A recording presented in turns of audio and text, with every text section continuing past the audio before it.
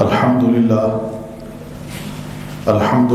نحمده ونستعينه ونستغفره ونؤمن به ونتوكل عليه ونعوذ بالله من شرور أنفسنا ومن سيئات أعمالنا من يهده الله فلا مضل له ومن يضلله فلا هادي له وأشهد أن لا إله إلا الله وحده لا شريك له وأشهد أن محمدًا عبده ورسوله وصلى الله تعالى على خير خلقه محمد وعلى آله وأصحابه أجمعين أما بعد فإن أحسن الحديث كتاب الله وأحسن الهدي هدي محمد صلى الله عليه وسلم وشر الأمور محدثاتها فإن كل محدثة بدعة وكل بدعة ضلالة وكل ضلالة في النار.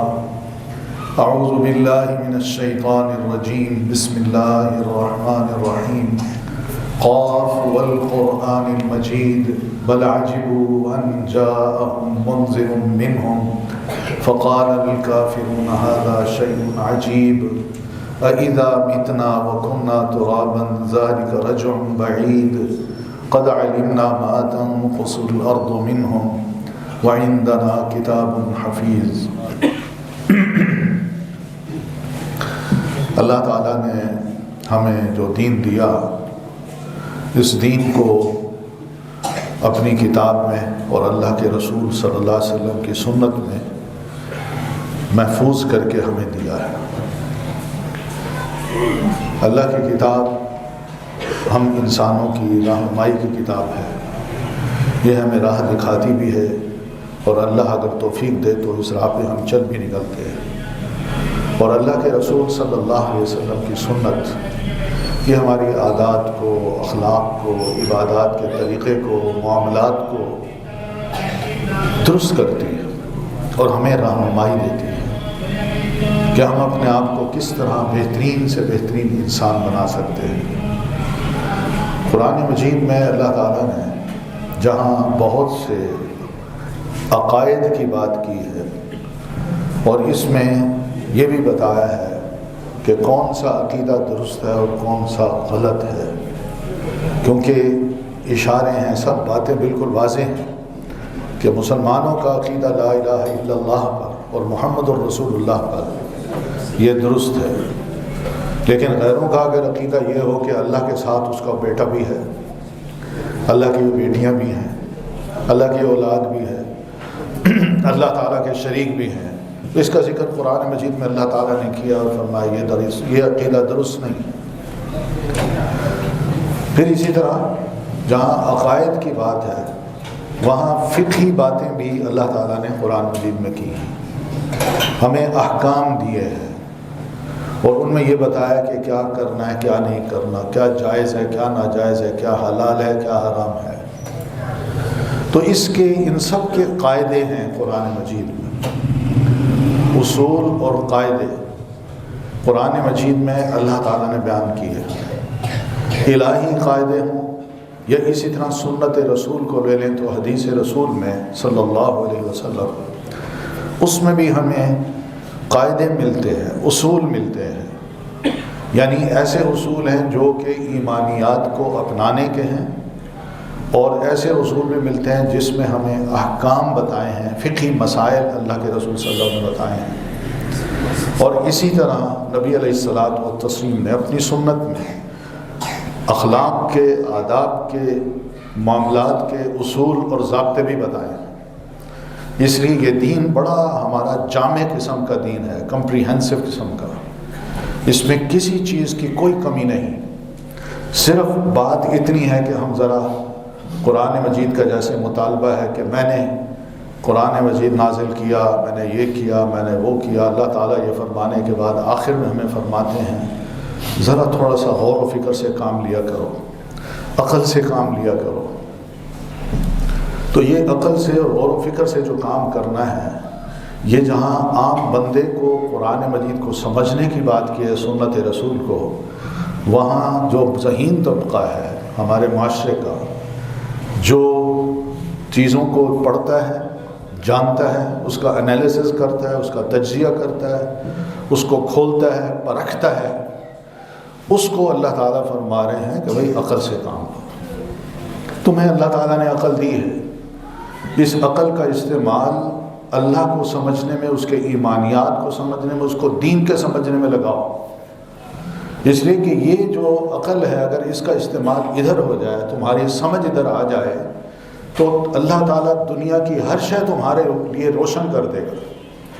اور اگر یہ سمجھ نہیں آتی تو پھر دنیا جتنی بھی عقل مندی سے اختیار کرو یا پسند کرو، اللہ تعالیٰ تمہارے لیے ہو سکتا ہے کئی مقامات پر اندھیرے کر دے، تمہیں کچھ محسوس نہ ہو، کچھ پتہ ہی نہ چلے کہ اس کے نتائج کیا ہیں۔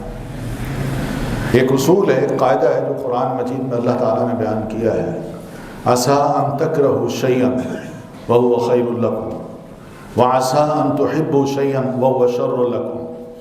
ہو سکتا ہے کہ تم کسی ایسی شے کو جو اللہ نے تمہیں بتائی ہو، رسول اللہ نے تمہیں بتائی ہو، تم سمجھو کہ یہ مجھے اچھی نہیں لگتی، لیکن نتائج کے اعتبار سے یہ ہو سکتا ہے کہ وہ تمہارے لیے بڑی بہترین چیز ہو۔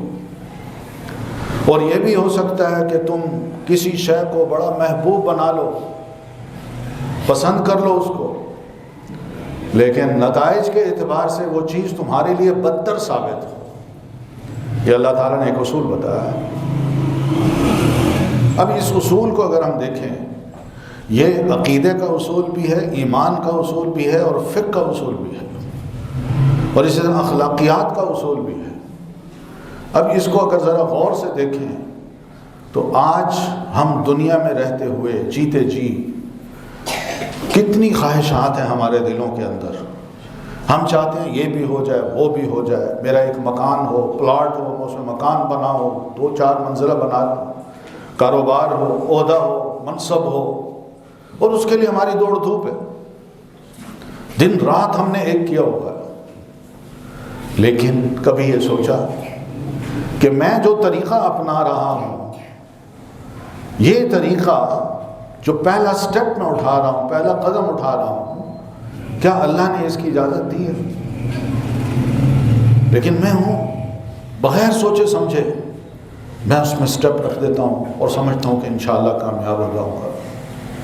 مثال کے طور آج کی تعلیم دیکھیں، ہمارے بچے اسکولوں میں جاتے ہیں، یہاں پر محلے میں کسی بچے نے جو BA پاس ہے یا MA پاس ہے، اس نے اپنے گھر کے کمرے کے باہر گلی میں ایک چھوٹا سا بورڈ لگا رکھا ہے، سینٹ اینڈ میری اسکول۔ ہم اس نام کو جب سنتے ہیں تو بڑے خوش ہوتے ہیں، چلو بھئی یہاں کم از کم محلے میں ہمارے بچے کو انگریزی پڑھانے والا کوئی اسکول تو ہو۔ ٹھیک ہے جی، چلا جائے بچہ، ہم نے داخل کر دیا، اس کو داخل کیا، اس کی فیس دی، اس کے لیے مہنگی کتابیں خریدی، اس کے لیے بہترین لباس بھی خریدا، اسکول بھیج دیا، بچہ پڑھ کے آ رہا ہے۔ ابھی مہینہ 2 نہیں گزرتے وہ والدہ کے سامنے، والد کے سامنے ABC بولتا ہے، یا اسی طرح کی انگریزی تھوڑی لفظ بولتا ہے، ہم خوش ہو جاتے ہیں، دل ٹھنڈا ہو جاتا ہے کہ بچہ پڑھ رہا ہے، زبان سمجھ رہا ہے، انگریزی اس کو آتی ہے۔ یہ ہے ہماری دنیا کی نظر، جس کو ہم یہ سمجھتے ہیں کہ ہمارا یہ بچہ فیوچر میں قابل بندہ بن جائے گا، مگر یہ نہیں سوچتے کہ اس بچے کا دل اور دماغ ہم نے جس کے حوالے کیا ہوا ہے اور جس قسم کی تعلیم اس کو دی جا رہی ہے، وہ اس کو رب سے دور کر رہی ہے، قریب کر رہی ہے۔ کیا وہ بچہ جو ہے نمازی بن رہا ہے کہ نہیں، نماز سیکھ رہا ہے کہ نہیں، قرآن مجید پڑھ رہا ہے کہ نہیں؟ میں مر جاؤں تو میرے لیے بچہ بڑا ہو کے میرے لیے صدقہ جاریہ بنے گا کہ نہیں؟ ہم یہ نہیں سوچتے۔ نتیجہ کیا نکلتا ہے؟ وہ بچہ بڑا ہوتا ہے، نہ نماز، نہ روزہ، نہ حج، نہ زکوٰۃ، ہماری مسجدیں خالی پڑی ہیں، ذہین بچے دوسری طرف چلے گئے، اور ہمارے ہاں بس یہی ہے جو ہم دیکھتے ہیں۔ اپنے آپ کو ہم سمجھتے ہیں کہ ہم اس قابل ہی نہیں ہیں۔ کیوں بھائی قابل کیوں نہیں ہیں؟ اللہ نے اگر اس کو انسان بنایا تو ہمیں بھی بنایا۔ ہماری توجہ اگر ذرا تھوڑی سی دین کی طرف ہو جائے کہ ہمارا بچہ بھی قرآن پڑھے، میں اس کی طرف بھیجنے کی ادھر بھی بھیجوں لیکن قرآن بھی پڑھاؤں، میں ادھر بھی بھیجوں دنیاوی تعلیم اس کو، لیکن اس کو بندہ بنانے کے لیے اس کے اخلاق تو درست کروں، اس کو یہ تو پتا ہو کہ بھائی ہم نے انگریز نہیں بننا، ہم نے مسلمان بننا ہے۔ ہماری روایات کچھ اور ہیں، ان کی روایات کچھ اور ہیں۔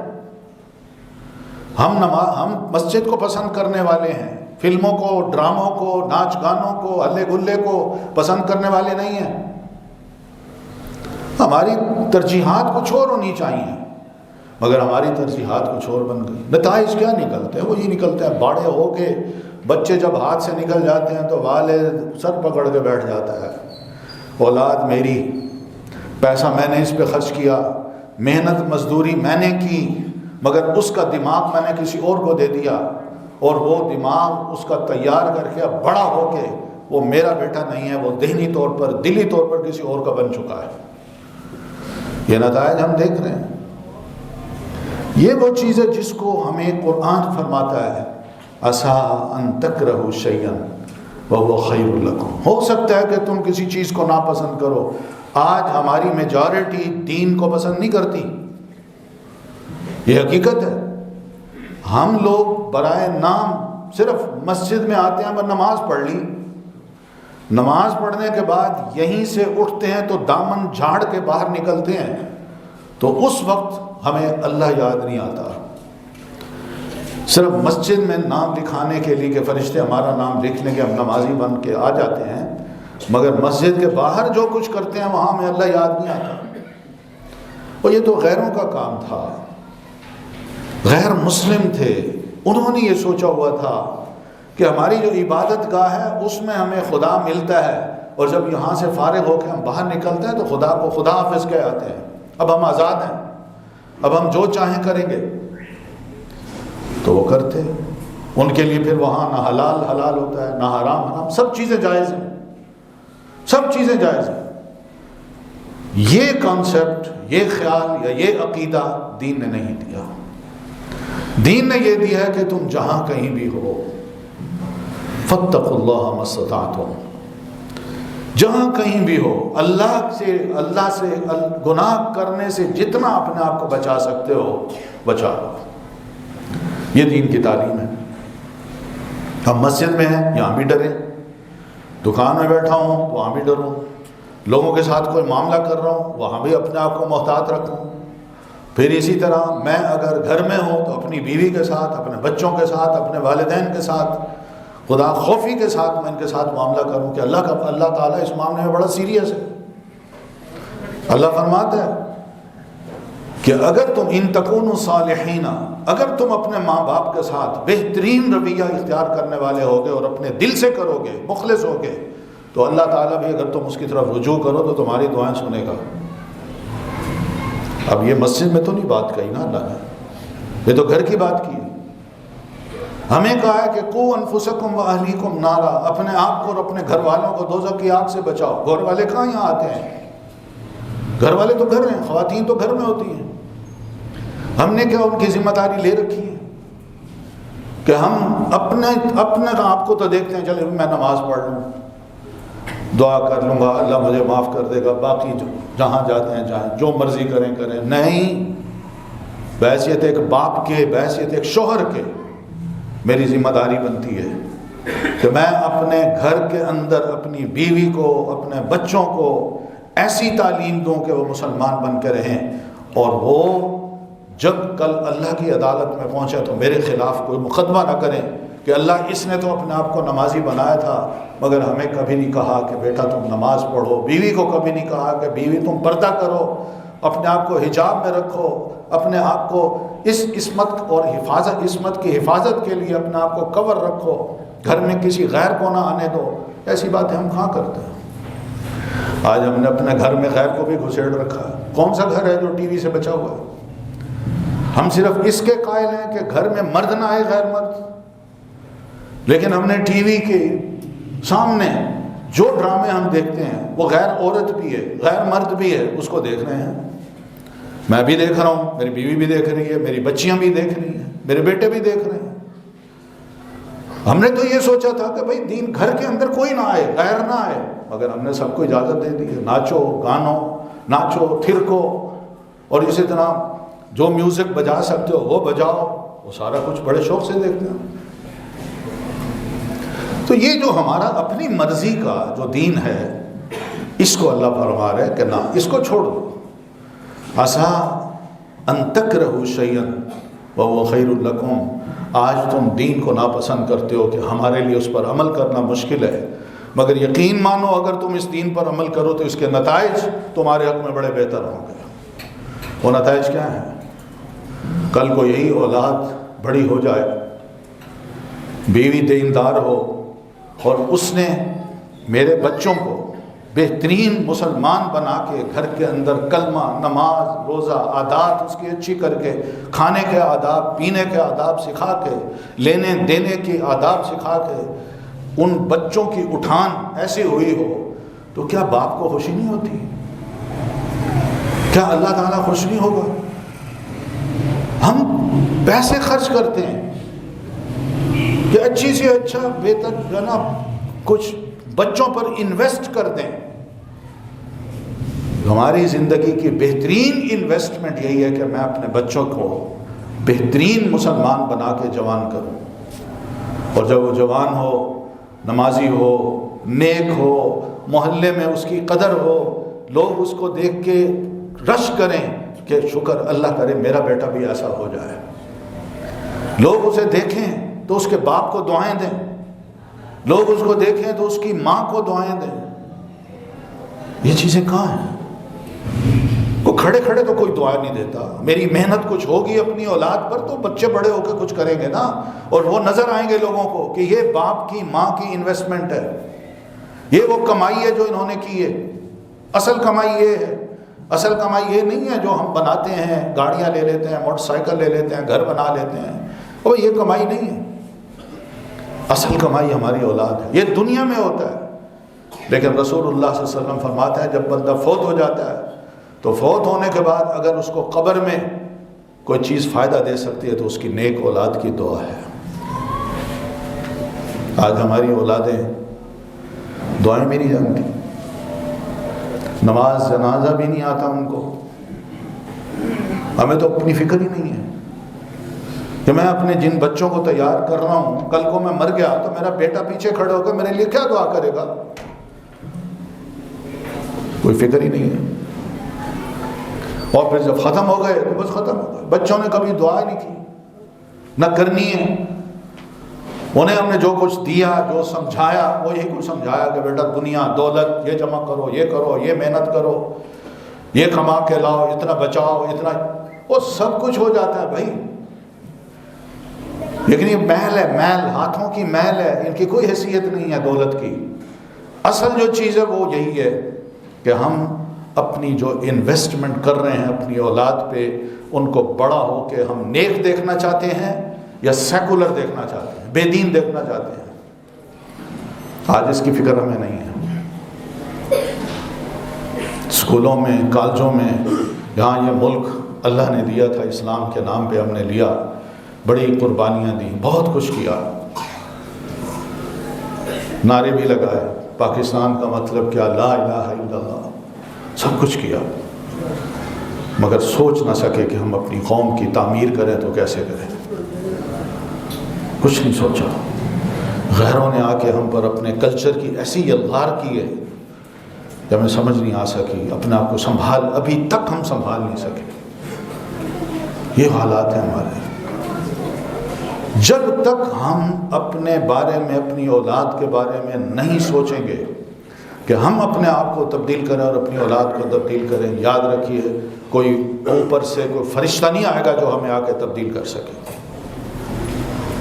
ہمیں خود قربانی دینا ہوگی، خود صبر کرنا ہوگا، خود جم جانا ہوگا دین پر، اور پھر اس کے بعد میرے دیکھتے میری اس جماؤ پر یا میرے اس عزم پر، پختہ ارادے پر شاید دنیا دیکھ کے کہے کہ بھائی جس طرح یہ کر رہا ہے میں بھی ایسا کروں، فلاں یہ کر رہا ہے میں بھی ایسا ہی کروں، اور فلاں نے یہ کرنا شروع کر دیا ہے، پھر یہی کچھ ہوگا۔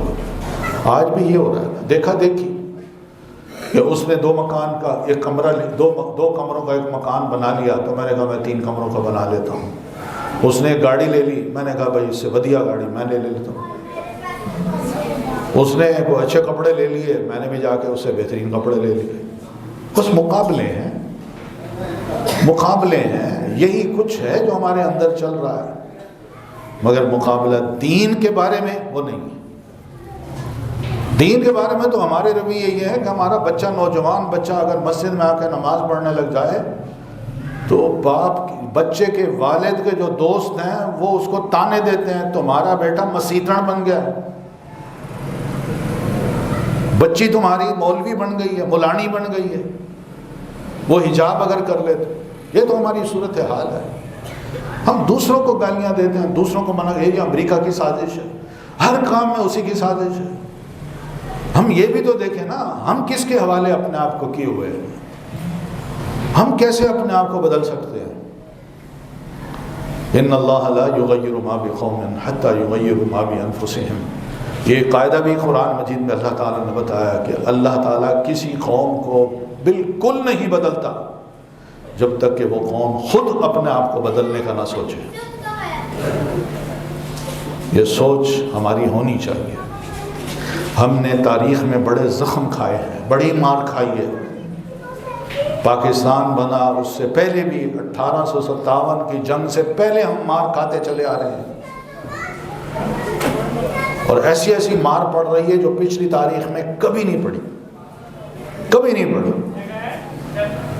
دنیا کے لوگ اپنے آپ کو سنبھالتے ہیں، قومیں متحد ہوتی ہیں اور اپنی سرحدوں کی حفاظت کرتی ہیں، سرحدوں کی نظریاتی حفاظت بھی کرتی ہیں۔ ہم نے تو سرحدوں کا کیا، اپنے گھر کی نظریاتی حفاظت کو بھی دوسروں کے حوالے کر دیا ہے کہ جو نظریہ تم لے آؤ میں اپنانے کو تیار ہوں، جو کلچر تہذیب تم لے آؤ میں ماننے کو تیار ہوں اور فخر کروں گا، مگر دین کی جو بات ہے اس سے دل مطمئن نہیں ہوتا، دل اس کو ناپسند کرتا ہے۔ یہ ہمارے رویے، یہ ہمارا سلوک ہے اپنے دین کے ساتھ۔ سوچئے، کیا اللہ تعالیٰ ہمارے دل کی اس کیفیت کو نہیں جانتا؟ کیا اس کو پتہ نہیں ہے کہ ہم کس قسم کے انسان ہیں؟ اللہ تعالیٰ تمیز کرنا جانتا ہے، وہ شکلوں کو، نسلوں کو، خوبصورتی کو، کپڑوں کو نہیں دیکھتا۔ آپ فرماتے ہیں ان اللہ لا ينظر الى صورکم واجسادکم، اللہ تعالیٰ تمہاری صورتوں کو، شکلوں کو اور تمہارے جسموں کو نہیں دیکھتا، ولیکن ينظر الى ما فی قلوبکم، بلکہ اللہ تمہارے دل میں جو کچھ ہے اس کو دیکھتا ہے۔ یہ ٹیسٹ ہے، ہمارے دل میں کیا ہے، ہم کتنا اس کی محبت میں آ کے مخلص ہو کے اپنی عبادت کرتے ہیں، اپنے سارے کام کرتے ہیں، اس کا کہنا مانتے ہیں، اور کتنا اس سے دور بھاگتے ہیں، اللہ کو پتہ ہے۔ بلال حبشی رضی اللہ تعالیٰ عنہ، یہ وہی اللہ کا بندہ ہے جس کو ابو جہل، امیہ چلتے چلتے مارتے بھی تھے، گھسیٹتے بھی تھے، لوگوں کو اس کے گلے میں رسی ڈال کے چھوکروں کو ان کے حوالے کر دیتے تھے۔ عین تپتی دوپہر میں پہاڑوں کی چٹانوں پر اس کو گھسیٹا جاتا تھا، انگارے رکھے جاتے تھے ان کے جسم پر۔ یہ آسان نہیں ہے کہ ایسے موقع پر یہ کہہ دینا احد احد، دنیا والوں تم مجھ پر جو ظلم کر لو۔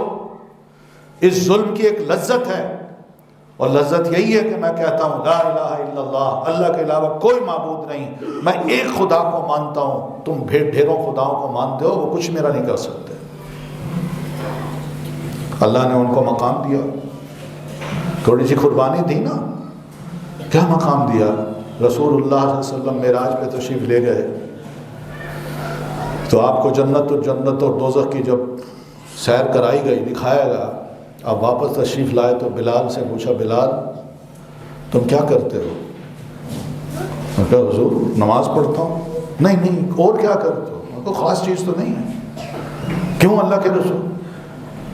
آپ نے فرمایا بلال میں جنت میں گیا تو میں نے تمہارے چلنے کی وہاں آواز سنی ہے، میں نے پوچھا یہ آواز کس کی ہے؟ مجھے کہا گیا اللہ کے رسول یہ آپ کے صحابی بلال کی ہے۔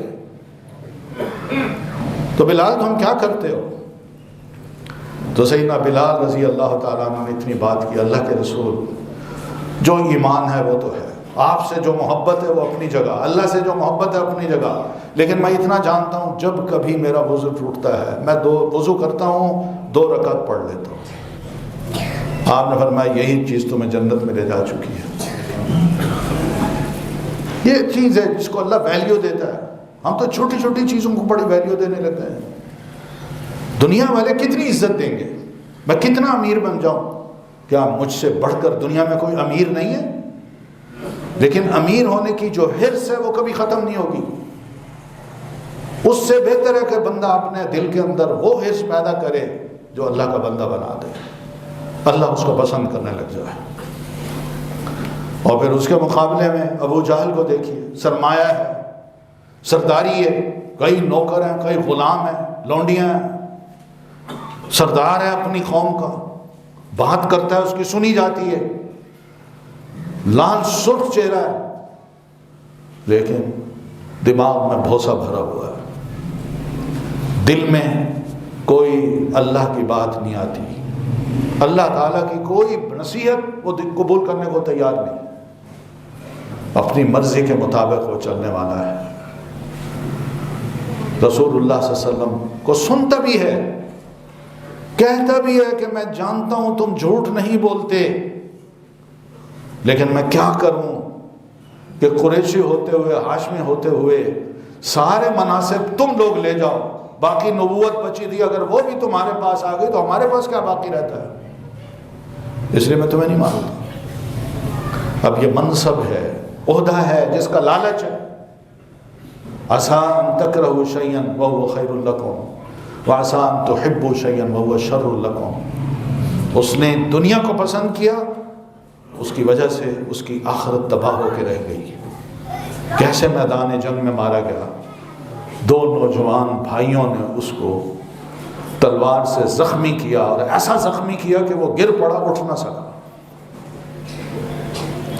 اور شام کو جب میدان مسلمانوں کے ہاتھ میں آیا تو اس موقع پہ عبداللہ ابن مسعود رضی اللہ تعالیٰ عنہ صحابی رسول ہیں، وہ فرماتے ہیں کہ میرے دل میں خیال آیا کہ میں ذرا جاؤں تو صحیح، دیکھوں تو صحیح کون کون سے لاشیں پڑے ہیں یہاں۔ تو میں لاشوں کے درمیان گھوم رہا تھا تو مجھے کسی کے کراہنے کی آواز آئی، تو میں آواز کے قریب گیا تو وہ ابو جہل تھا، ابھی مرا نہیں تھا۔ میں نے تلوار اٹھائی، میں نے کہا ابو جہل بتاؤ تم کس طرح مرنا پسند کرو گے؟ تو وہ کہنے لگا کہ اگر واقعی اب تم نے مارنا ہے میں تو ختم ہو رہا ہوں، تو بس اتنا کرنا کہ میری گردن نیچے سے کاٹنا، میرے سر کو میرے تن سے جدا کرنا ہے تو نیچے سے کاٹنا۔ انہوں نے کہا وہ کیوں؟ انہوں نے کہا میں چاہتا ہوں کہ جب سر رکھے جائیں تو ان میں میرا سر سب سے اونچا نظر آئے۔ یہ دماغ میں بھوسا کہ مرنے کے بعد بھی وہ یہ سمجھتا کہ شاید سر کو رکھا جائے تو عزت مل جائے گی۔ یہ دماغ کے جو خرابیاں ہیں، اللہ نے ان سب کی مثالیں قرآن مجید میں دی ہیں۔ کلا لئن لم ینتہی لنصفعا بالناصیہ، ابو جہل اگر تم باز نہ آئے تو یاد رکھنا تمہاری اس پیشانی کو ہم گھسیٹیں گے۔ ناصیۃ کاذبۃ خاطئہ، یہ ایسی پیشانی ہے جس کے اندر جھوٹ بڑا ہوا ہے، گناہوں سے بری ہوئی ناشی، یہ پیشانی ہے، سر ہے۔ عبداللہ نے قتل کیا اس کو، اور کہتا ہے میں نے جب اٹھانا چاہا تو مجھ سے وہ سر اٹھایا نہیں گیا، یہی چاہا کہ اس کو لے کے رسول اللہ صلی اللہ علیہ وسلم کا خیمہ ہے میں وہاں لے جاؤں اور اللہ کے رسول کو دکھاؤں کہ اللہ کے رسول آپ کا دشمن یہ دیکھیے، میں اس کو ذبح کر کے آیا۔ اور ابو جہل اس موقع پہ حسرت کا اظہار کرتا ہے، کاش مجھے مرتے ہوئے، ایک بڑی افسوسناک میرے لیے بات ہے کہ میں مکہ کا اتنا بڑا سردار ایک چھوٹے سے انسان کے، کمزور پتلے انسان کے ہاتھوں آج ذبح ہو رہا ہوں۔ کوئی بڑا انسان مجھے ذبح کرتا تو کوئی بات نہیں تھی۔ تو وہ اٹھا کے اس کو لے جانے لگے، اٹھائی نہ گئی، کان میں سوراخ کیا، رسی ڈالی، باندھا اس کو، اور پھر گھسیٹ کے لے گئے، اور سر گھسیٹ کے لے جا رہے ہیں۔ جبریل امین نبی علیہ السلام کے پاس آئے، اللہ کے رسول وہ آیت یاد ہے جو مکہ میں ہم نے آپ پر نازل کی تھی؟ کلا لئن لم ینتہ لنسفعا بالناصیہ، فرمایا یہ شخص اس امت کا فرعون تھا، یہ اس امت کا فرعون تھا۔ تو بہرحال یہ سارے جو واقعات ہیں، قرآن مجید ہوں، رسول اللہ صلی اللہ علیہ وسلم کی سیرت ہو، صحابہ رسول ہوں، ان سب کا تذکرہ اس لیے کیا گیا ہے کہ آئندہ نسلیں اپنے آپ کو سنبھالیں، کچھ غور کریں، کچھ فکر کریں۔ وہ بھی چلے گئے، آنے والے بھی چلے جائیں گے، مگر تذکرہ اس کا خیر سے ہوگا جو اللہ کا بندہ بن کے رہے گا، اور جس نے اللہ کا بندہ بننے سے انکار کیا اس کا تذکرہ تو ہوگا مگر بڑا برا ہوگا، دنیا اس کو دعائیں نہیں دے گی۔ اللہ تعالی ہم سب کو بھی ایسا بنائے کہ ہم اس دنیا سے رخصت ہوں تو اس کے بھلے بندے ہوں، اس کو ماننے والے ہوں، ہمارا انجام اچھا ہو، ہماری قبر کو اللہ تبارک و تعالی عذاب کا گڑھا نہ بنا دے بلکہ جنت کے باغوں کا ایک باغ بنا دے۔ اقول قولی ھذا واستغفر اللہ لی ولکم ولسائر المسلمین برحمتک یا ارحم الراحمین۔